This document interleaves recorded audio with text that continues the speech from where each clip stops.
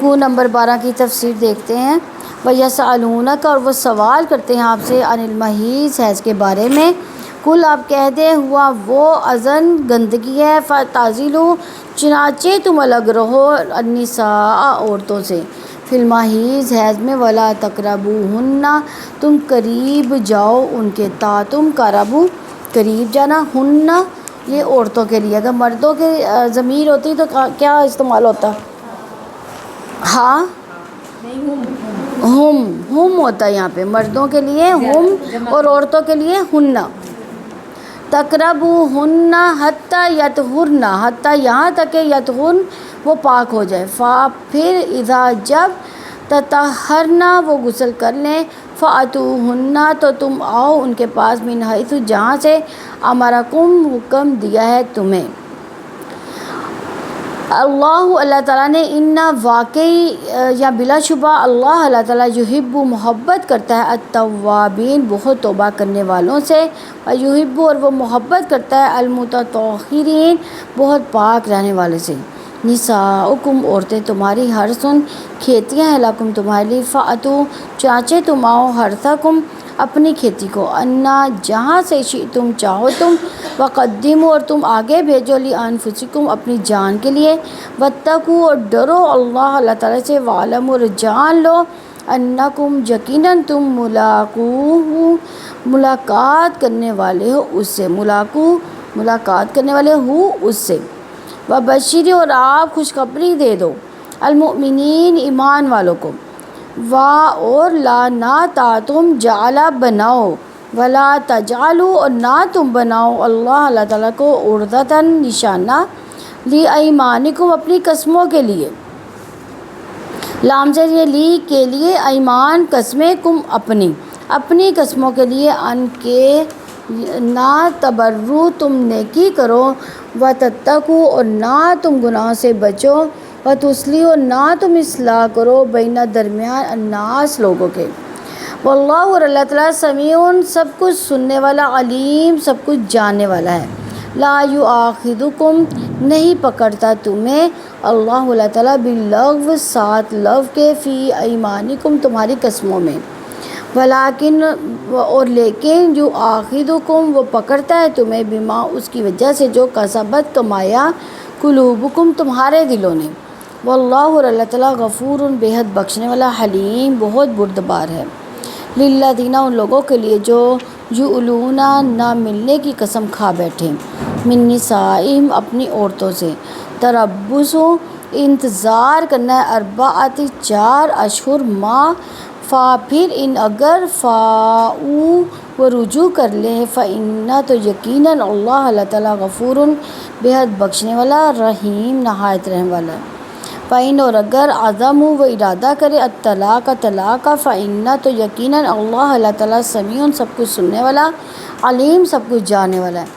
المطلقات اور طلاق یافتہ عورتیں، یتربصن انتظار میں رکھیں، بانفسہن اپنے آپ کو، 3 قروء حیض کے، ولا یحل اور نہیں جائز ہے، لہن ان کے لیے، ان یہ کہ یکتمن وہ چھپائیں، یا وہ کتمہ چھپائیں، ماں اس چیز کو جو خلق پیدا کیا اللہ تعالیٰ نے، فی ارحامہن ان کے رحموں میں، ان اگر کنہ ہوں وہ، یؤمنن وہ ایمان رکھتی، باللہ اللہ تعالیٰ پر، والیوم الآخر اور آخرت کے دن پر، لبعولتہن اور شوہر ان کے، احق زیادہ حقدار ہے، بردہن انہیں واپس لینے کے، فی ذالک اس میں، ان اگر ارادوا وہ ارادہ رکھتے ہیں، اصلاح کرنے کا، ولہن اور عورتوں کے لیے، مثل ویسے ہی، الذی جو، علیہن ان کے اوپر، حق ہے، بالمعروف معروف کے مطابق،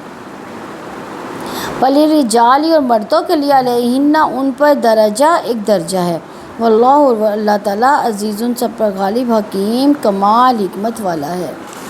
کو نمبر 12 کی تفسیر دیکھتے ہیں، آیت نمبر 222 ہے۔ وَيَسْأَلُونَكَ عَنِ الْمَحِيضِ قُلْ هُوَ أَذًى فَاعْتَزِلُوا النِّسَاءَ فِي الْمَحِيضِ وَلَا تَقْرَبُوهُنَّ حَتَّى يَطْهُرْنَ فَإِذَا تَطَهَّرْنَ فَأْتُوهُنَّ مِنْ حَيْثُ أَمَرَكُمُ اللَّهُ ان اللہ یحب التوابین و یحب المتطہرین، اور وہ آپ سے حیض کے بارے میں سوال کرتے ہیں، آپ کہہ دو وہ گندگی ہے، چنانچہ حیض میں عورتوں سے الگ رہو، اور جب تک وہ پاک نہ ہو جائے ان کے قریب نہ جاؤ، پھر جب وہ غسل کر لیں تو جہاں سے اللہ تعالیٰ نے تمہیں حکم دیا اس کے پاس آؤ، یقیناً اللہ تعالیٰ بہت توبہ کرنے والوں اور بہت پاک رہنے والوں سے محبت کرتا ہے۔ وَيَسْأَلُونَكَ عَنِ الْمَحِيضِ، یعنی وہ آپ سے حیض کے بارے میں پوچھتے ہیں، یعنی اللہ تعالیٰ نے حیض کے بارے میں مسلمانوں کے سوال سے آگاہ فرمایا کہ حیض کے بارے میں مسلمان یہ وضاحت چاہتے ہیں کہ عورتوں سے کس طرح تعلق رکھا جائے، جیسا کہ حیض کے دنوں سے پہلے تھا، یا مکمل طور پر الگ ہو جائے جیسے یہودی کیا کرتے تھے۔ قُلْ هُوَ أَذًى فَاعْتَزِلُوا النِّسَاءَ فِي الْمَحِيضِ، آپ کہہ دو کہ وہ گندگی ہے، یعنی اللہ تعالیٰ نے حیض کے بارے میں یہاں پہ آگاہ فرمایا کہ وہ ایک نجاست ہے، گندگی ہے۔ فَاعْتَزِلُوا النِّسَاءَ فِي الْمَحِيضِ، چنانچہ کیا کرو کہ حیض میں عورتوں سے الگ رہو، یعنی اللہ تعالیٰ کی حکمت کا تقاضا تھا کہ گندگی سے روک کر اس کی حدود مقرر کر دی جائے۔ اللہ تعالیٰ نے حکم دیا کہ حیض کی جگہ سے دور رہو، اس سے مراد شرمگاہ میں جمع ہے جو حیض سے حرام ہے۔ تو اس تخصیص سے جو حیض میں حرام ہے یہ پتہ چلتا ہے کہ شرمگاہ میں مجامت کے سوا عورت کو چھونا اور اسے اختلاط جائز ہے۔ حیض کی حالت میں عورتوں کے قریب نہ جاؤ، یعنی ان سے صحبت نہ کرو۔ عورتوں کے قریب نہ جانے کا مطلب جمع نہ کرنا ہے۔ اللہ تعالیٰ کا ارشاد ہے وَلَا تَقْرَبُوهُنَّ حَتَّى يَطْهُرْنَ، عورت کے ساتھ ایسے اختلاط کی ممانعت پر دلالت کرتا ہے جو فرج کے قریب یعنی ناف اور گھٹنے کے درمیان ہو۔ اس قسم کے اختلاط کو ترک کر دینا چاہیے۔ نبی اکرم صلی اللہ علیہ وآلہ وسلم جب کبھی اپنی کسی بیوی کے ساتھ اختلاط کرنا چاہتے تو اسے ازار پہننے کا حکم دیتے، تب اس کے ساتھ اختلاط کرتے۔ بخاری کی 302 نمبر حدیث ہے۔ سیدہ عائشہ صدیقہ رضی اللہ عنہ سے روایت ہے کہ رسول اللہ صلی اللہ علیہ وسلم حالت اعتکاف میں اپنا سر مبارک مسجد میں بیٹھے بیٹھے میری طرف میرے حجرے میں نکال دیتے، اور میں آپ صلی اللہ علیہ وسلم کے سر کو دھو دیتی، اس حال میں کہ میں حائضہ ہوتی۔ صحیح بخاری کی 686 نمبر حدیث ہے۔ اسی طرح سیدنا عائشہ صدیقہ رضی اللہ عنہ فرماتی ہیں کہ میں نے رسول اللہ صلی اللہ علیہ وسلم کے سر مبارک کو حائضہ ہونے کی حال میں بھی کنگھا کیا کرتی تھی۔ صحیح بخاری کی 295 نمبر حدیث ہے۔ سیدہ عائشہ رضی اللہ عنہ نے بیان کیا کہ نبی کریم صلی اللہ علیہ وسلم میری گود میں سر رکھ کر قرآن مجید پڑھتے ہیں، حالانکہ اس وقت حیض والی ہوتی تھی۔ بخاری کی 297 نمبر حدیث ہے۔ نبی اکرم صلی اللہ علیہ وسلم کی زوجہ مطہرہ سیدہ میمونہ رضی اللہ عنہ سے روایت ہے کہ رسول اللہ صلی اللہ علیہ وآلہ وسلم میرے ساتھ لیٹے ہوتے، اس حال میں کہ میں حائضہ ہوتی، میرے اور آپ صلی اللہ علیہ وسلم کے درمیان ایک کپڑا ہوتا۔ مسلم کی 682 نمبر حدیث ہے۔ اس طرح سیدہ عائشہ رضی اللہ عنہ سے روایت ہے کہ میں حالت حیض میں پانی پیتی، پھر میں نبی کریم صلی اللہ علیہ وآلہ وسلم کو دے دیتی تو آپ صلی اللہ علیہ وسلم اپنا منہ مبارک اس جگہ رکھتے جہاں میرا منہ لگا ہوتا، پھر نوش فرماتے اور میں ہڈی چوستی حالت حیض میں، پھر میں نبی صلی اللہ علیہ وآلہ وسلم کو دے دیتی تو آپ صلی اللہ علیہ وسلم اپنا منہ مبارک میرے منہ رکھنے کی جگہ پر رکھتے۔ مسلم کی 692 نمبر حدیث ہے۔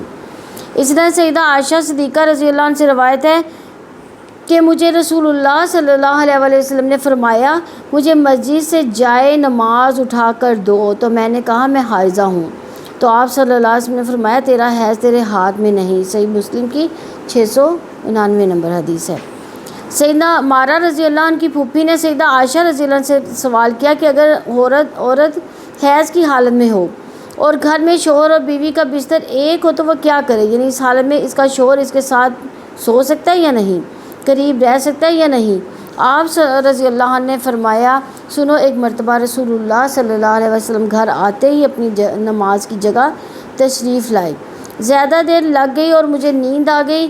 آپ صلی اللہ علیہ وسلم کو سردی لگنے لگی، آپ صلی اللہ علیہ وسلم نے مجھے فرمایا ادھر آؤ، میں نے کہا میں تو حیض سے ہوں۔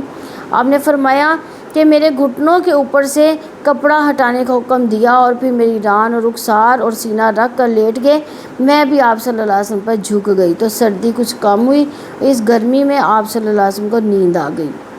یہ ابن کثیر کی روایت ہے۔ تو بلوغت کے بعد عورت کو مخصوص ایام میں جو خون آتا ہے اسے کیا کہتے ہیں؟ حیض۔ حیض کے دنوں میں تعداد مقرر نہیں، اس حال میں عورت کا جسم اور کپڑے دونوں پاک ہوتے ہیں، اور نبی کریم صلی اللہ علیہ وسلم کا فرمانا ہے حیض ایک چیز ہے جسے اللہ تعالیٰ نے آدم کی بیٹیوں کی قسمت میں لکھ دیا۔ اور بعضوں نے کہا ابن مسعود ام المومنین سیدنا عائشہ رضی اللہ عنہ نے سب سے پہلے حیض بنی اسرائیل کی عورتوں پر بھیجا گیا۔ امام بخاری نے کہا کہ نبی کریم صلی اللہ علیہ وسلم کی حدیث سب عورتوں کو شامل ہے، یہ صحیح بخاری کی حدیث ہے۔ سیدہ عائشہ رضی اللہ عنہ فرماتی تھی کہ ہم حج کے ارادے سے نکلے، جب ہم مقام صرف میں پہنچے تو میں حائضہ ہو گئی، اس رنج سے رونے لگی کہ رسول اللہ صلی اللہ علیہ وسلم تشریف لائے۔ آپ صلی اللہ علیہ وسلم نے پوچھا تمہیں کیا ہو گیا، کیا حائضہ ہو گئی؟ میں نے کہا ہاں۔ آپ صلی اللہ علیہ وسلم نے فرمایا کہ یہ ایک ایسی چیز ہے جس کو اللہ تعالیٰ نے آدم کی بیٹیوں کے لیے لکھ دیا، اس لیے تم بھی حج کے افعال پورے کر لو، البتہ بیت اللہ کا طواف نہ کرنا۔ صحیح بخاری کی 294 نمبر حدیث ہے، یعنی باقی سارے مناسک ادا کر سکتی تھی لیکن اس حال میں جو طواف تھا وہ نہیں کر سکتی تھی۔ اذن کا لفظ جو حیض کے لیے استعمال ہوا ہے، اس سے مراد گندگی بھی اور بیماری بھی طبعی جو لحاظ ہے، اس لحاظ سے اس حالت میں عورت صحت کی بنسبت بیماری کے زیادہ قریب ہوتی ہے۔ تو ہر عورت کے جسم اور اس کے مزاج کے لحاظ سے کم و بیش ہوتا ہے، یہ جو عموماً کم از کم 3 دن اور زیادہ سے زیادہ 10 دن تک بھی ہو سکتا ہے، اور اپنی اپنی عادت کا ہر عورت کو علم ہوتا ہے۔ بعض اوقات جو استحاضہ کسے کہتے ہیں، بعض اوقات عادت کے خلاف بیماری کی جیسے جو خون آتا ہے اسے استحاضہ کہتے ہیں۔ سیدہ عائشہ رضی اللہ عنہ فرماتی ہیں کہ فاطمہ بنت ابی حبیش کو استحاضہ کا خون آیا کرتا تھا، تو انہوں نے نبی کریم صلی اللہ علیہ وسلم سے اس کے بارے میں پوچھا۔ آپ صلی اللہ علیہ وسلم نے فرمایا کہ یہ ایک رگ کا خون ہے جو حیض نہیں ہے، اس لیے جب حیض کے دن آئیں تو نماز چھوڑ دیا کرو، اور جب حیض کے دن گزر جائیں تو غسل کر کے نماز پڑھ لیا کرو۔ صحیح بخاری کی 320 نمبر حدیث ہے۔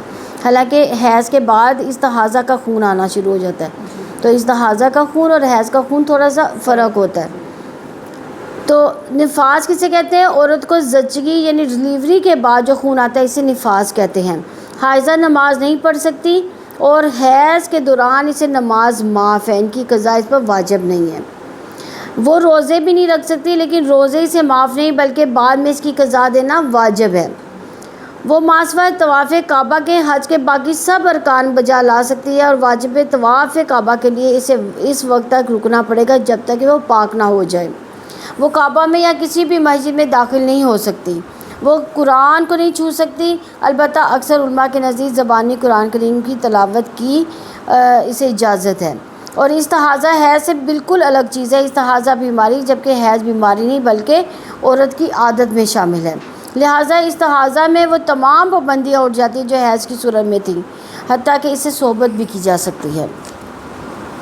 آج کل تو عورتیں پیریڈس میں مسجدوں میں چلی جاتی ہیں، اکثر نہیں جانا چاہیے، نہیں جانا چاہیے۔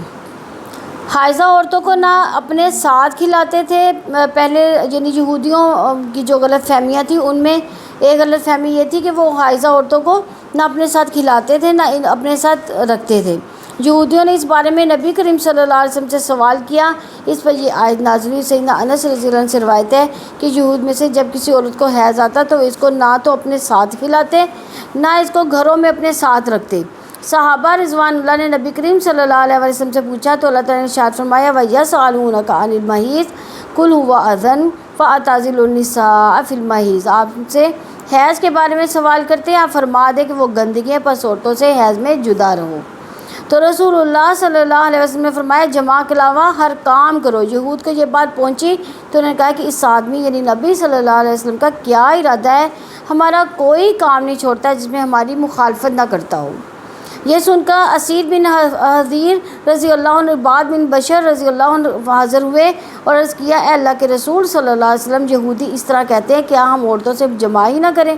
تو رسول اللہ صلی اللہ علیہ وسلم کا چہرہ انور متغیر ہو گیا، یہاں تک کہ ہم نے گمان کیا کہ آپ صلی اللہ علیہ وسلم کو ان دونوں پر غصہ آ گیا۔ وہ دونوں اٹھ کر نکل گئے، اتنے میں نبی کریم صلی اللہ علیہ وسلم کی طرف دودھ کا ہدیہ ان دونوں کے ہاتھ سے آیا، تو آپ صلی اللہ علیہ وسلم نے ان کے پیچھے آدمی بھیجا، ان کو دودھ پلایا، تو ہم نے معلوم کیا کہ آپ صلی اللہ علیہ وسلم کو ان پر غصہ نہ تھا۔ صحیح مسلم کی 694 نمبر حدیث ہے، یعنی ان پر غصہ نہیں تھا لیکن یہودیوں کی بات پہ غصہ آیا تھا ان کو۔ ولا تقربوہن حتی یطہرن، اور جب تک وہ پاک نہ ہو جائے تو ان کے قریب نہ جاؤ، یعنی حیض کی حالت میں عورت کے قریب نہ جانے کا حکم ہے جب تک کہ وہ پاک صاف نہ ہو جائے۔ فائزہ تطہرن سے مراد ہے کہ جب وہ حیض سے پاک ہو جائیں، یعنی حیض کے بعد غسل کر لیں۔ فَأْتُوهُنَّ مِنْ حَيْثُ أَمَرَكُمُ اللَّهُ، جہاں سے اللہ تعالیٰ نے تمہیں حکم دیا اس کے پاس آؤ، یعنی اللہ تعالیٰ نے حالت حیض میں جس کے استعمال سے روکا تھا، حیض بند ہو جانے کے بعد اس کی حالت ہے، اسی کی اجازت ہے، یعنی شرمگاہ کی۔ تو سیدنا ابو ہریرہ رضی اللہ عنہ سے روایت ہے کہ نبی کریم صلی اللہ علیہ وسلم نے فرمایا، جس نے حائضہ سے ہم بستری کی یا عورت سے فعل قوم لوط کیا یا کاہن کے پاس گیا تو اس نے جو محمد صلی اللہ علیہ وسلم پر نازل ہوا اس کا انکار کیا۔ یہ تین چیزیں، یعنی عورت کے ساتھ ہم بستری، حائضہ عورت کے ساتھ، دوسری فعل قوم لوط، یہ کون سا فعل تھا؟ مردوں کے ساتھ کرتے تھے۔ اور کاہن کے پاس جانا کیا ہوتا ہے؟ جادوگر کے پاس جانا اور اپنی قسمت کا حال پوچھنا کہ کل کیا ہوگا۔ تو یہ کیسے کام ہے؟ یعنی دین کا انکار ہے، اس میں محمد صلی اللہ علیہ وسلم کی شریعت کا انکار ہے۔ اس سے جامعہ ترمذی کی 135 نمبر حدیث ہے۔ یا تو خون سے مراد خون حیض کا بند ہو جانا، تطہر سے مراد غسل کرنا، پاک ہو جانے سے مراد حیض کا خون بند ہو جانا ہے، ایسی صورت میں عورت غسل کے بغیر بھی پاک ہو جاتی ہے اور مرد کے لیے مباشرت کرنا جائز ہے۔ علامہ البانی نے ابن حزم کی تائید کی ہے۔ اس آیت کریمہ سے ثابت ہوتا ہے کہ حائضہ عورت پر غسل فرض ہے اور غسل کی صحت کے لیے خون کا منقطع ہونا شرط ہے۔ ان اللہ یحب التوابین و یحب المتطہرین، یقیناً اللہ تعالیٰ بہت توبہ کرنے والوں اور بہت پاک رہنے والوں سے محبت کرتا ہے، یعنی اللہ تعالیٰ گناہوں سے مستقل توبہ کرتے رہنے والوں سے محبت کرتا ہے۔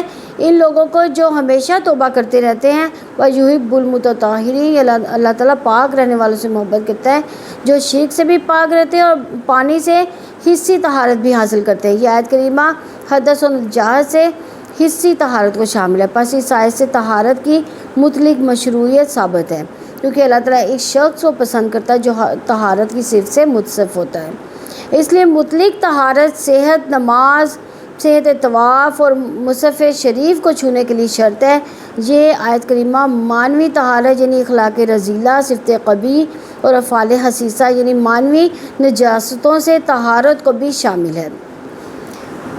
آیت نمبر 223 ہے، نساؤکم حرث لکم فأتوا حرثکم انا شئتم وقدموا لانفسکم واتقوا اللہ واعلموا انکم ملاقوہ وبشر المؤمنین۔ تمہاری عورتیں تمہارے لیے کھیتیاں ہیں، چنانچہ جہاں سے چاہو اپنی کھیتیوں میں آؤ، اپنی جان کے لیے عمل آگے بھیجو اور اللہ تعالیٰ سے ڈرو اور جان لو یقیناً تم اس سے ملاقات کرنے والے ہو، اور آپ ایمان والوں کو خوشخبری دے دیں۔ سیدنا جابر رضی اللہ عنہ سے روایت ہے، انہوں نے بیان کیا، یہودی کہتے تھے کہ اگر عورت سے ہم بستری کے لیے کوئی پیچھے سے آئے گا تو بچہ بہنگا پیدا ہوگا۔ اس پر یہ آیت نازل ہوئی کہ تمہاری بیویاں تمہاری کھیتیاں ہیں، سو آپ کھیتی میں جدھر سے چاہو آؤ۔ صحیح بخاری کی 4528 نمبر حدیث ہے۔ سیدنا ابن عباس رضی اللہ عنہ سے روایت ہے کہ سیدنا عمر رضی اللہ عنہ رسول اکرم صلی اللہ علیہ وسلم کی خدمت میں آئے اور عرض کیا، یا رسول اللہ صلی اللہ علیہ وسلم میں ہلاک ہو گیا۔ آپ صلی اللہ علیہ وسلم نے فرمایا، کس چیز نے تمہیں ہلاک کر دیا؟ عرض کیا، رات پوچھ کی طرف سے ہو کر میں نے اپنی بیوی کے ساتھ صحبت کر لی۔ آپ صلی اللہ علیہ وسلم نے اس کا کوئی جواب نہ دیا، اتنے میں اللہ تعالیٰ نے یہ آیت کریمہ نازل فرمائی، نساؤکم حرث لکم، یعنی خواہ تم اپنی کھیتیوں میں سامنے کی طرف سے آؤ یا پوچھ کی طرف سے پیچھے کے راستے میں، اور حیض کے زمانہ میں صحبت کرنے سے بچو۔ نساؤکم حرث لکم، تمہاری عورتیں تمہاری کھیتیاں ہیں، یعنی تمہاری لیے اولاد کو جنم دیتی ہیں۔ کھیتی اگنے کی جگہ اولاد پیدا ہونے کا مقام، تمہاری عورتیں تمہاری کھیتیاں ہیں تو اپنے کھیت میں سے وہیں سے آؤ، یعنی قبل سے جمع کرو، کیونکہ دوبر میں جمع حرام ہے۔ اس فعل کے مرتکب پر آپ صلی اللہ علیہ وسلم نے لعنت فرمائی ہے۔ سنن ابی داؤد کی 2162 نمبر حدیث ہے۔ تمہاری عورتیں تمہارے لیے کھیتیاں، یہ قرآن حکیم میں عورت کو مرد کی کھیتی قرار دیا۔ عورت کے لیے حرث کا لفظ اس لیے استعمال کیا گیا کہ انسان کے لیے جیسے کھیت قدر و قیمت کا حامل ہوتا ہے، ایسے مرد کے لیے عورت قیمتی اثاثہ ہے، تفریح کا سامان نہیں۔ مرد اور عورت کا تعلق با مقصد ہے۔ عورت مرد کے لیے سیر گاہ نہیں بلکہ نسل انسانی کے کسان کو بھی اپنے کھیت میں اس لیے جانا چاہیے کہ اس سے پیداوار حاصل کرے۔ تو مرد کو عورت سے تعلق رکھنے کا سلیقہ کیسے سکھایا گیا؟ یہ تعلق با مقصد بنا دیا گیا۔ پہلا کہ اس تعلق سے آئندہ نسل کو برقرار رکھنا ہے، دوسرا اس تعلق میں ایک دوسرے کے پاس سکون کرنا ہے، تیسرا محبت اور رحمت کی فضا قائم رکھنی ہے۔ اصل مقصد شہوت رانی نہیں، اس تعلق میں سنجیدہ ہونا چاہیے، جیسے کھیتی کا منصوبہ بنانے والا سنجیدہ ہوتا ہے۔ اس تعلق کے لیے انتخاب کے وقت سب سے زیادہ جس چیز کو دیکھنا چاہیے وہ ایمان ہے۔ اس تعلق کو اللہ تعالیٰ کی فطری بناوٹ کے مطابق اپنے فطری ڈھنگ پر ہونا چاہیے۔ ہر مرحلے میں انسان پر اللہ تعالیٰ کا خوف غالب رہنا چاہیے کہ رب العالمین کے یہاں جانا ہے جو کھلے اور چھپے سے باخبر ہے۔ وَقَدِّمُوا لِأَنفُسِكُمْ، اور اپنی جان کے لیے عمل آگے بھیجو، یعنی نیکیوں کا کام سر انجام دے کر اللہ تعالیٰ کا قرب حاصل کرنے کی کوشش کرو۔ ان نیکیوں میں ایک نیکی یہ بھی ہے کہ مرد اپنی بیوی سے مباشرت کرے۔ یہ مباشرت اللہ تعالیٰ کے تقرب کی خاطر اولاد کے حصول کی امید کے ساتھ ہو، وہ اولاد جن کے ذریعے سے اللہ تعالیٰ فائدہ پہنچاتا ہے۔ تو ازدواجی تعلق کے بارے میں ہدایت دینے کے بعد فرمایا واتقوا اللہ واعلموا انکم ملاقوہ، اللہ تعالیٰ سے ڈرو اور جان لو یقیناً تم اس سے ملنے والے ہو۔ یعنی اسلام شوہر اور بیوی کے تعلق کو عبادت اور خدا خوفی کی بنیاد پر قائم کرتا ہے۔ اگر اس میں اللہ تعالیٰ کی حدود کی پابندی کرو گے تو یہ آخرت میں اجر کا باعث ہوگا۔ ایک دن اس کے پاس جانا، وہاں تمہیں اپنے اعمال کا صلہ ملے گا۔ واتقوا اللہ، اللہ تعالیٰ سے ڈر جاؤ، حالت حیض میں ان کے قریب نہ جاؤ، نہ دوبر میں جمع کرو۔ وَاعْلَمُوا أَنَّكُمْ مُلَاقُوهُ، اور جان لو یقیناً تم ان سے ملنے والے، یعنی قیامت کے دن اس کے پاس پہنچو گے، پھر وہ تمہارے اعمال سے تمہیں رسوا کر دے گا۔ اللہ تعالیٰ تمہارے اعمال صالح کی جزا دے گا۔ اللہ تعالیٰ نے عورت سے فطری تعلق کی ترغیب دلا کر غیر فطری عمل سے روکنے کے لیے اپنی ملاقات کا شعور دلایا۔ وَبَشِّرِ الْمُؤْمِنِينَ، اور آپ ایمان والوں کو خوشخبری دے دیں۔ اس آیت میں ایمان والوں کو خوشخبری دینے کو کہا گیا، یعنی ایمان والوں کو خوشخبری دی گئی کہ جو کچھ اللہ تعالیٰ نے ان کے لیے آخرت میں تیار کر رکھا ہے۔ جو اپنی عورتوں کے بارے میں اللہ تعالیٰ کے احکامات مان لیتے ہیں، مومن تو وہی ہے جو اللہ تعالیٰ پر اس کے حکم پر ایمان لاتا ہے۔ آیت نمبر 224 ہے وَلَا تَجْعَلُوا اللَّهَ عُرْضَةً لِأَيْمَانِكُمْ أَن تَبَرُّوا وَتَتَّقُوا وَتُصْلِحُوا بَيْنَ النَّاسِ وَاللَّهُ سَمِيعٌ عَلِيمٌ، اور اللہ تعالیٰ کو اپنی قسموں کا نشانہ نہ بناؤ کہ نہ تم نیکی کرو اور نہ تم گناہوں سے بچو گے اور نہ تم لوگوں کے درمیان اصلاح کرو گے، اللہ تعالیٰ سب کچھ سننے والا، سب کچھ جاننے والا ہے۔ اس آیت کی تفسیر میں سیدنا ابن عباس رضی اللہ عنہ روایت کرتے ہیں کہ تم اپنی قسم کو اس لیے استعمال نہ کرو کہ تم بھلائی کے کام نہ کرو گے، بلکہ قسم کا کفارہ ادا کرو، بھلائی کے کام کرتے جاؤ۔ بعض لوگ غصے میں آ کر کسی نئے کام کے نہ کرنے کی قسم کھا لیتے ہیں اور پھر اس قسم کو نیکی سے باز رہنے کے لیے آڑ بنا لیتے ہیں۔ تو اس آیت میں اس قسم کے لوگوں کو ہدایت دی جا رہی ہے کہ تم اللہ تعالیٰ کے نام کی قسمیں اس لیے نہ کھاؤ کہ نیکی پرہیزگاری لوگوں میں صلح کروانے جیسے نئے کاموں سے باز رہنے کا بہانہ بنا لو، کیونکہ ایک غلط قسم پر آڑ رکھنا یہ گناہ ہے۔ تو ان آیات میں یہ بتایا گیا کہ اللہ کی قسم سے ناجائز فائدہ نہ اٹھاؤ، یعنی اگر کسی اچھے کام کے نہ کرنے پر قسم کھا لو تو اسے توڑ دینے میں کوئی مذائقہ نہیں۔ حدیث میں ہے کہ نبی صلی اللہ علیہ وسلم نے فرمایا کہ جب کوئی شخص کسی بات کے متعلق قسم کھا لے اور اس کے بعد اسے محسوس ہو کہ اس نے غلطی کی ہے تو قسم توڑ دے اور کفارہ دے دے، کیونکہ اللہ تعالیٰ کسی حال میں بھی مسلمان کو نیکی کے کام سے نہیں روکتے۔ سیدنا ابو ہریرہ رضی اللہ عنہ سے روایت ہے کہ ایک آدمی کو رات کے وقت نبی کریم صلی اللہ علیہ وسلم کے پاس دیر ہوگی اور پھر اپنے اہل و عیال کی طرف لوٹا تو بچوں کو سوتا ہوا پایا۔ اس کے پاس اس کی بیوی کھانا لائی تو اس نے قسم کھائی کہ وہ اپنے بچوں کی وجہ سے نہیں کھائے گا۔ پھر اس کے لیے مسئلہ ظاہر ہو گیا، اس نے کھا لیا۔ پھر اس نے رسول اللہ صلی اللہ علیہ وسلم کی خدمت میں حاضر ہو کر اس کا ذکر کیا تو آپ صلی اللہ علیہ وسلم نے فرمایا جو شخص کسی بات کی قسم کھائے پھر اس کی کسی دوسری بات کو اس سے بہتر پائے تو اپنی قسم کا کفارہ ادا کرے اور بہتر بات پر عمل کرے۔ صحیح مسلم کی 4271 نمبر حدیث ہے۔ سیدنا عوف بن مالک رضی اللہ عنہ کا بیان ہے کہ میں نے عرض کیا یا رسول اللہ صلی اللہ علیہ وسلم، میں نے اپنے چچا کے بیٹے کے پاس جاتا ہوں، اس سے کچھ سوال کرتا سو وہ مجھے نہیں دیتا اور صلہ رحمی نہیں کرتا۔ پھر اسے حاجت در پیش ہو جاتی ہے تو مجھ سے آ کر سوال کرنے لگتا ہے، حالانکہ میں نے قسم کھا رکھی ہے کہ اسے کچھ نہ دوں گا، صلہ رحمی نہیں کروں گا۔ اس کے بارے میں آپ کا کیا ارشاد ہے؟ تو آپ نے مجھے حکم دیا کہ میں وہ کام کروں جو خیر ہو اور قسم کا کفارہ دے دوں۔ یہ مشکات المصابیح کی روایت ہے۔ کوئی اچھا کام نہ کرنے پر اللہ تعالیٰ کی قسم کھا کر اللہ تعالیٰ کے نام کو بدنام نہ کرو، جیسے یہ قسم کہ میں اپنے ماں باپ سے نہ بولوں گا، یا بیوی سے اچھا سلوک نہ کروں گا، یا فلاں کو صدقہ نہ دوں گا۔ یہ کہ اب میں کسی کے درمیان مسائلت نہ کرواؤں گا، کہ یعنی برائی کے کاموں میں اللہ تعالیٰ کے نام کو استعمال مت کرو، اور اگر کسی نے یہ کام کیا تو اسے کیا چاہیے؟ ختم کر دوں گی، کیا کرنا چاہیے پھر؟ کفارہ ادا کرنا۔ ہاں، قسم کو توڑ دینا چاہیے اور پھر کفارہ ادا کرنا چاہیے۔ یعنی نیکی کا کوئی بھی کام ہے اس پر قسم اگر کھا لیے تو اگر وہ نیکی کا کام آپ کو لگتا ہے کہ نہیں یہ بہتر کام ہے تو آپ اس قسم کو توڑ سکتے ہیں۔ چنانچہ آپ صلی اللہ علیہ وسلم نے سیدنا عبدالرحمن بن سمرہ کو حکم دیا کہ اگر تو کسی بات کی قسم کھائے پھر اس کے خلاف کرنا بہتر سمجھے تو اپنی قسم کا کفارہ ادا کر، اور جس کام کو بہتر سمجھے وہی کر۔ تو قسم کیوں کھائی جاتی ہے؟ حلف یا قسم کا مقصد اس ہستی کی تعظیم ہے جس کی قسم کھائی جاتی ہے، اور اس چیز کی تاکید مراد ہے جس پر قسم کھائی جائے۔ اللہ تعالیٰ نے قسموں کی حفاظت کا حکم دیا، اور اس کا تقاضا یہ ہے کہ ہر معاملے میں قسم کی حفاظت کی جائے، مگر اس سے اللہ تعالیٰ نے اس قسم کو مستثنیٰ قرار دیا کہ جس میں کسی کے ساتھ احسان نہ کرنے کی قسم کھائی گئی ہے۔ یہ تفسیر السعدی کی روایت ہے۔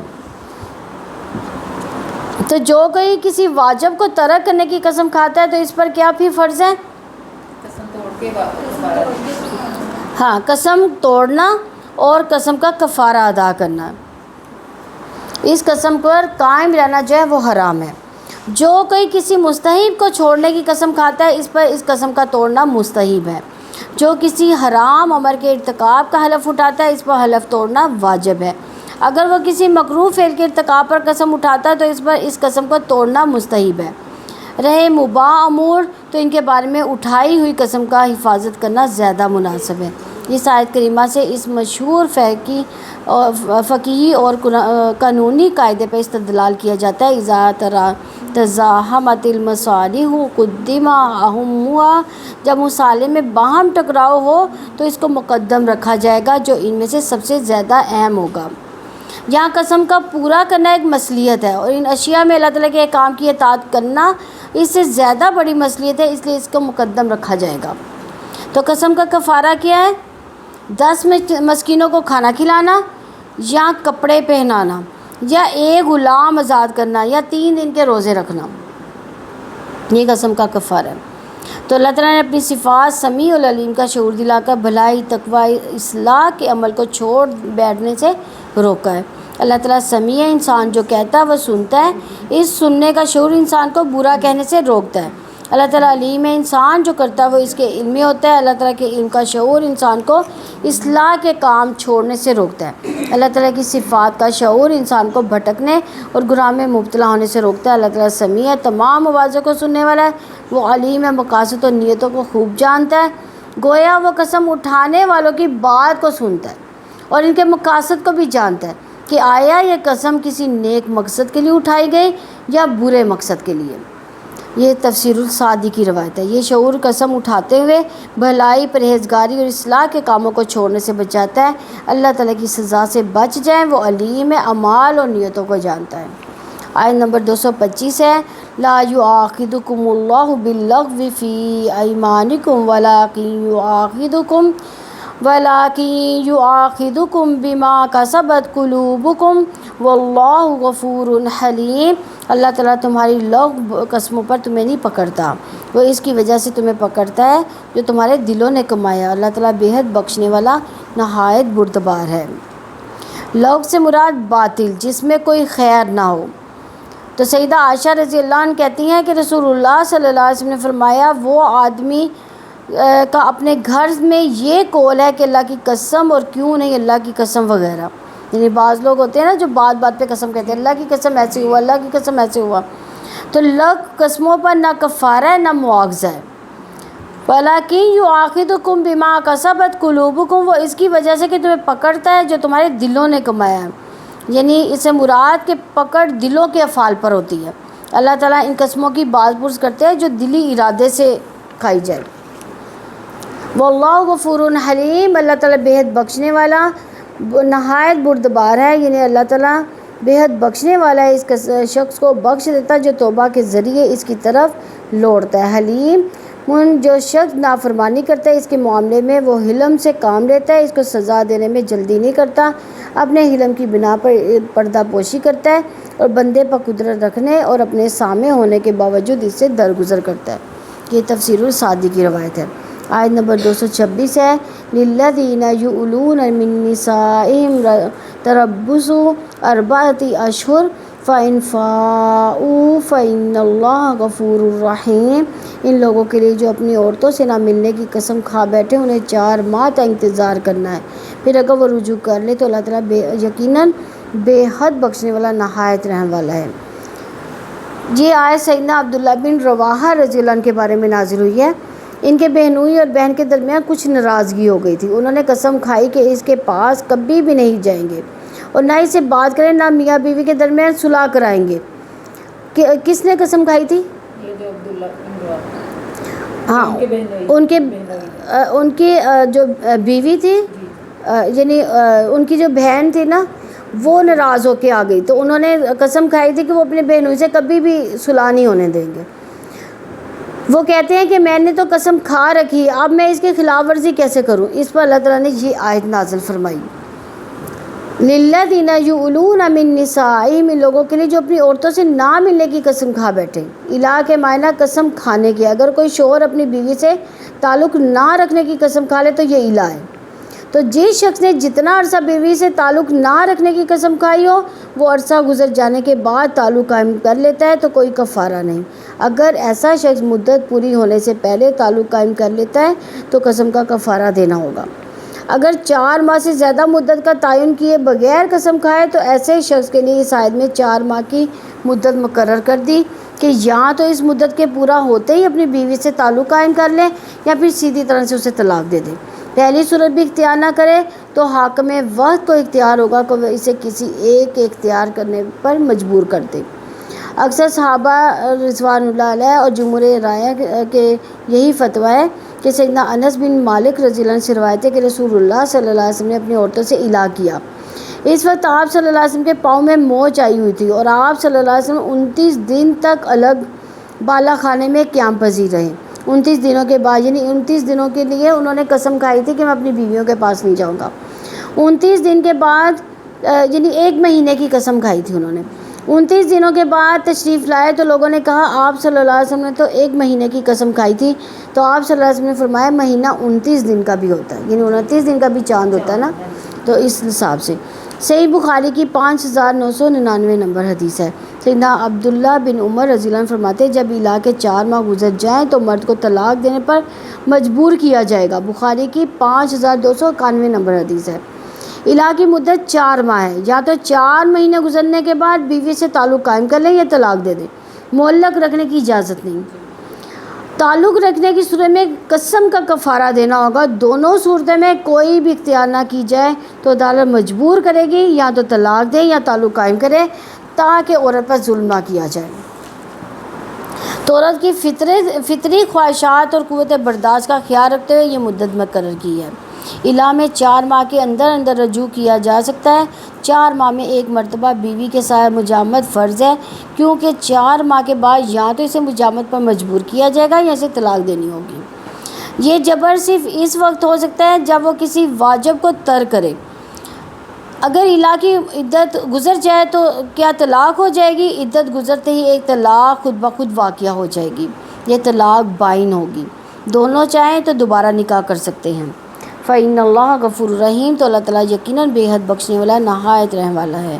یعنی قسم اٹھانے کی وجہ سے انہوں نے جس گناہ کا ارتکاب کیا تھا، اس کے رجوع کرنے کی وجہ سے اللہ تعالیٰ ان کو بخش دے گا۔ اللہ تعالیٰ رحیم نہایت رحم والا ہے کہ اس نے بندوں کی قسموں کو اٹوٹ اور ان پر لازم قرار نہیں دیا، بلکہ ان سے باہر نکلنے کے لیے کفارہ مقرر کر دیا۔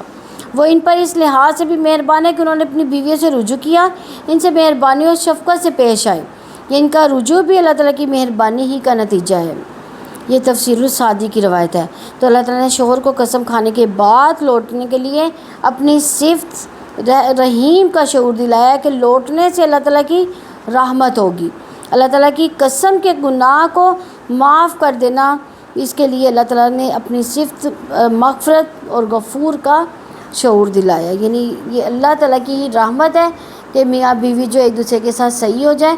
یہ اللہ تعالیٰ کی ہی رحمت ہے کہ اللہ تعالیٰ نے طلاق کا بھی سلسلہ رکھا۔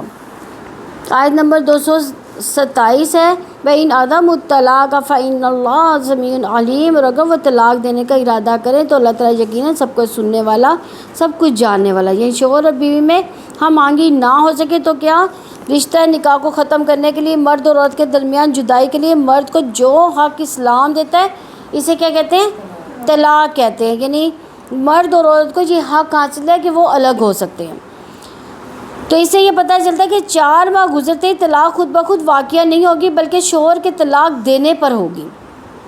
فَإِنَّ اللَّهَ سَمِيعٌ عَلِيمٌ، تو اللہ تعالیٰ یقیناً سب کچھ سننے والا، سب کچھ جاننے والا۔ طلاق کے متعلق اللہ تعالیٰ فرمایا کہ اللہ تعالیٰ جانتے اور سنتے ہیں کہ تم دونوں میں سے کون ظالم اور کون مظلوم ہے، لہٰذا طلاق کے معاملہ میں احتیاط ضروری ہے، ذرا سی غفلت سے دونوں زندگیاں تباہ ہو جائیں گی۔ تو اللہ تعالیٰ نے طلاق کے ارادے سے اپنے علیم ہونے کا شعور دلایا کہ جو تم دل میں رکھتے ہو اللہ تعالیٰ علیم ہے، اسے جانتا ہے، اور جو تم زبان سے کہتے ہو اللہ تعالیٰ سمیع، اسے سنتا ہے۔ آیت نمبر 228 ہے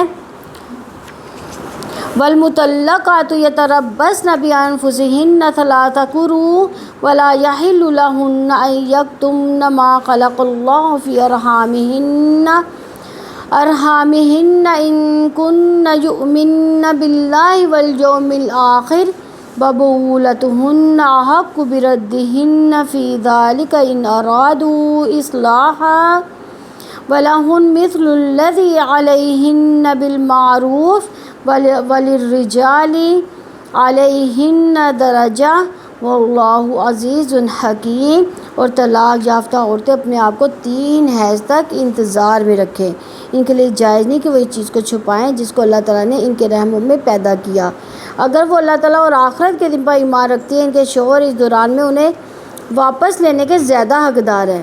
اگر وہ اصلاح کرنے کا ارادہ رکھتے ہیں اور عورتوں کے بھی معروف کے مطابق ویسے ہی حقوق ہیں جیسے ان کے اوپر حق ہے، اور مردوں کا ان پر ایک درجہ ہے، اللہ تعالیٰ سب پر غالب کمال حکمت والا ہے۔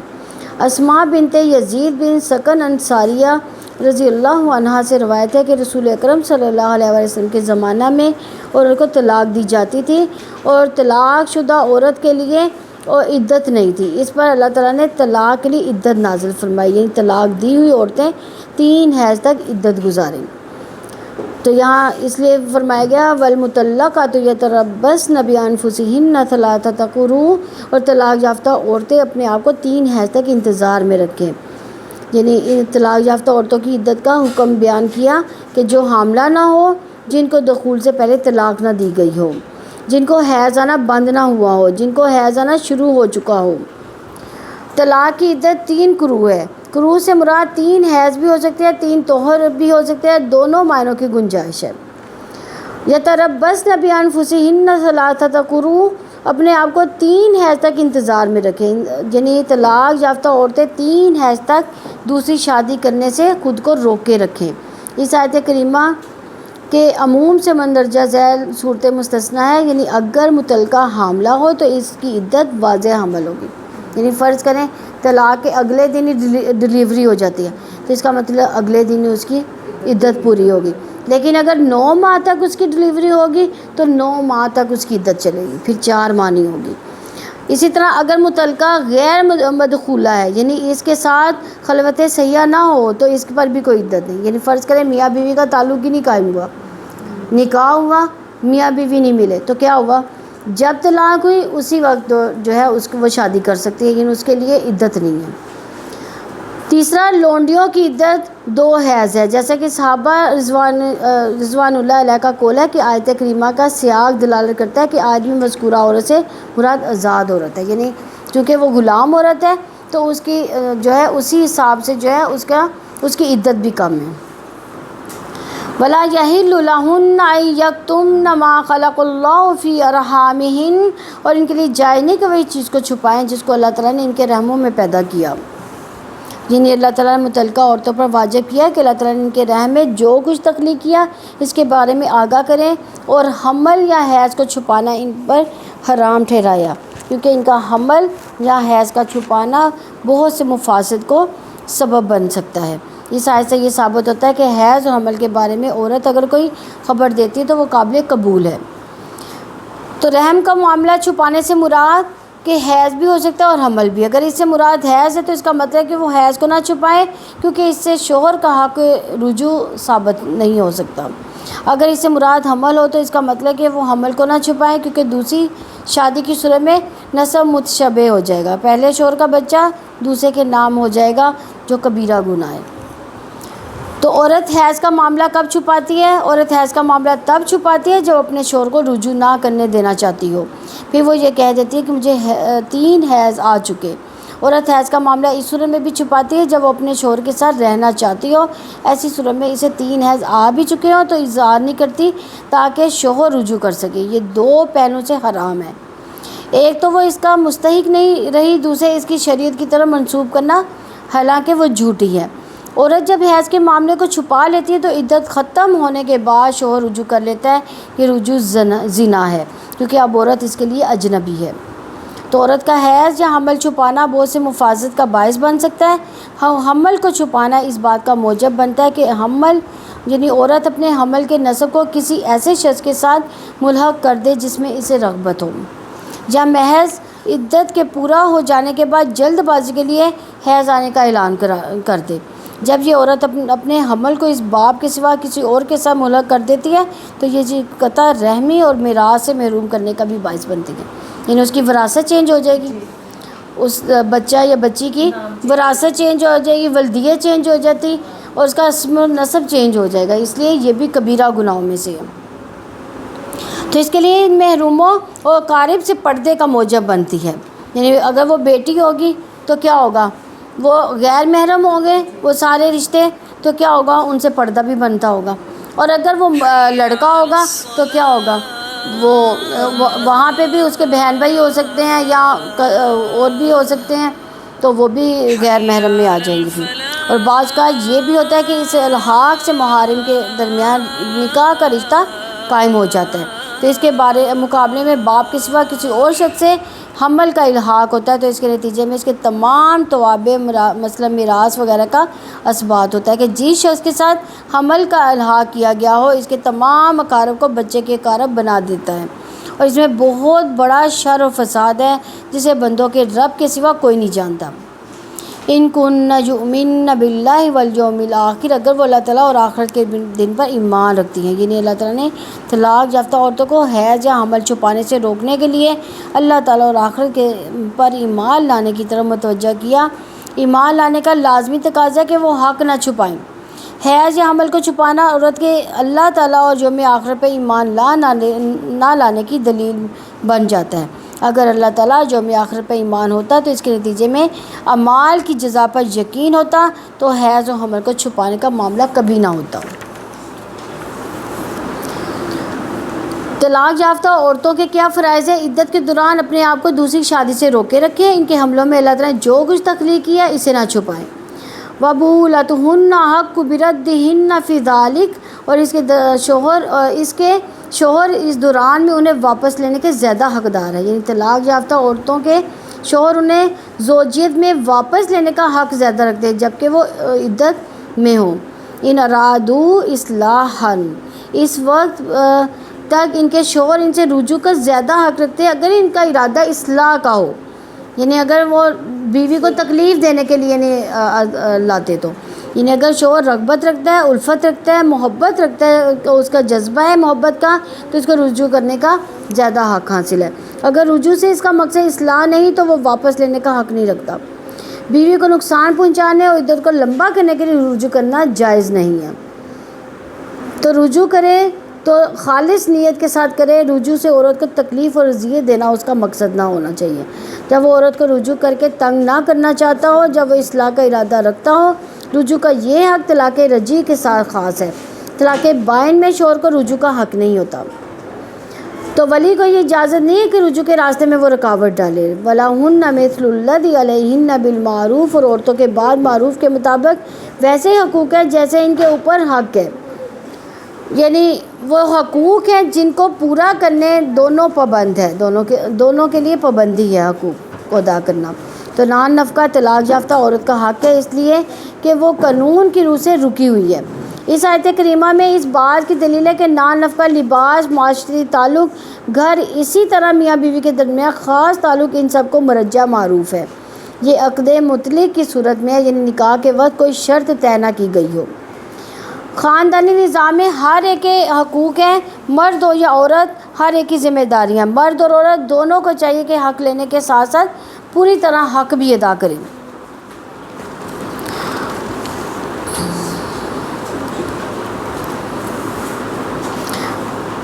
عورت سے حسن سلوک کے بارے میں چند ایک احادیث ہیں، جیسے کہ سیدنا ابو ہریرہ رضی اللہ عنہ سے روایت ہے کہ رسول اللہ صلی اللہ علیہ وسلم نے فرمایا، عورتوں کے حق میں وصیت قبول کرو۔ عورت پسلی کی ہڈی سے پیدا کی گئی ہے، اور پسلی میں اوپر کا حصہ زیادہ ٹیڑھا ہوتا ہے، اگر اسے سیدھا کرنا چاہو گے تو کیا ہوگا؟ تو توڑ دو گے، اور اسے چھوڑ دو گے تو بڑا ٹیڑھی، یعنی وہ برابر ٹیڑھی ہی رہے گی۔ پھر عورتوں کے حق میں وصیت قبول کرو، مسلم کی 3644 نمبر حدیث ہے۔ اسی طرح حکیم بن معاویہ رضی اللہ عنہ اپنے باپ سے روایت کرتے ہیں کہ ایک آدمی نے نبی اکرم صلی اللہ علیہ وسلم سے سوال کیا، بیوی کا خاوند پر کیا حق ہے؟ آپ صلی اللہ علیہ وسلم نے ارشاد فرمایا کہ جب خود کھائے تو اسے بھی کھلائے، جب خود پہنے تو اسے بھی پہنائے، چہرے پہ نہ مارے، گالی نہ دے، کبھی الگ کرنے کی ضرورت پڑے تو اپنے گھر کے علاوہ کسی دوسری جگہ الگ نہ کرے۔ سنن ابی داؤد ابن ماجہ کی 1850 نمبر حدیث ہے۔ اسی طرح رسول اللہ صلی اللہ علیہ وسلم نے فرمایا، عبداللہ مجھے بتایا گیا ہے کہ تم دن کو مسلسل روزے رکھتے ہو، رات کو مسلسل قیام کرتے ہو۔ میں نے عرض کیا، جی ہاں یا رسول اللہ صلی اللہ علیہ وسلم، ایسا ہی کرتا ہوں۔ آپ صلی اللہ علیہ وسلم نے ارشاد فرمایا، ایسا نہ کرو، روزہ بھی رکھو، ترک بھی کرو، رات کو قیام بھی کرو، آرام بھی کرو۔ تیرے جسم کا تجھ پر حق ہے، تیری آنکھوں کا تجھ پر حق ہے، تیری بیوی کا تجھ پر حق ہے۔ یہ بخاری کی 1975 نمبر حدیث ہے۔ وَلِرِجَالِ عَلَيْهِنَّ دَرَجَةٌ، اور مردوں کا ان پر ایک درجہ ہے، یعنی مرد کو قوام ہونے کے اعتبار سے درجہ حاصل ہے، یعنی مرد عورتوں پر نگران ہے۔ اس وجہ سے جو اللہ تعالیٰ نے ان کے بعض کو بعض پر فضیلت دی، اس وجہ سے کہ انہوں نے اپنے اموالوں میں سے خرچ کیا۔ فطری قوتوں کے اعتبار سے مرد کو درجہ حاصل ہے، مرد کو جہاد کی اجازت ہے، اس اعتبار سے اس کا بڑا درجہ ہے۔ میراث میں دگنا ہونے میں مرد کو درجہ حاصل ہے، طلاق اور رجوع کے اختیار میں مرد کو درجہ حاصل ہے۔ منصب اور نبوت، منصب قضا، امامت صغریٰ، امامت کبریٰ، دیگر تمام شعبوں کی سربراہی کن کو دی گئی؟ مردوں کے لیے مخصوص ہے۔ سیدنا عبداللہ ابن عباس رضی اللہ عنہ نے اس جملے کا مطلب یہ بھی بیان فرمایا کہ مردوں کو اللہ تعالیٰ نے عورتوں کے مقابلے میں بڑا درجہ دیا، اس لیے ان کو زیادہ تحمل سے کام لینا چاہیے کہ اگر عورتوں کی طرف سے ان کے حقوق میں کوتاہی ہو بھی جائے تو ان کا درجہ یہ ہے کہ اس کو برداشت کریں، صبر سے کام لیں، ان کے حقوق کی ادائیگی میں کوتاہی نہ کریں۔ واللہ عزیز الحکیم، اور اللہ تعالیٰ سب پر غالب، کمال حکمت والا، یعنی اللہ تعالیٰ عزیز ہے، عزت، غلبہ، بہت بڑے تسلط و اختیارات کا مالک ہے، تمام کائنات اس کے سامنے سرفرنگا ہے، مگر وہ حکیم ہے، اپنے غلبہ، اپنے اختیارات کے باوجود اپنے تصورات میں نہایت حکمت سے کام لیتا ہے۔ یہ تفسیر السعدی کی روایت ہے۔ اللہ تعالیٰ عزیز ہے، نافرمانوں سے انتقام لینے کے لیے بھی غلبہ رکھتا ہے۔ اللہ تعالیٰ اپنے احکامات، اپنے شریعت میں حکیم ہے۔ تو اللہ تعالیٰ نے عورت پر مرد کے غلبے کی وجہ سے اپنے صفت عزیز ہونے کا شعور دلایا کہ تم پر بڑا اور غالب تمہارا رب ہے، لہٰذا اس کے غلبے کو ذہن میں رکھ کے حقوق ادا کرنے ہیں۔ اللہ تعالیٰ نے اپنی صفت حکیم سے شعور دلایا کہ اللہ تعالیٰ نے مرد اور عورت دونوں کے حقوق بھی رکھے ہیں، اپنی حکمت سے مردوں کا ایک درجہ رکھا ہے، لہٰذا اللہ تعالیٰ کے حکیمانہ فیصلے کو قبول کر لو۔ الحمدللہ ہمارا یہ رکوع کمپلیٹ ہوا۔ اللہ تعالیٰ ہمیں اس کو سمجھنے اور اس پر عمل کی توفیق عطا فرمائے۔ سبحانک اللہم و بحمدک، نشہد ان لا الہ الا انت، نستغفرک و نتوب الیک۔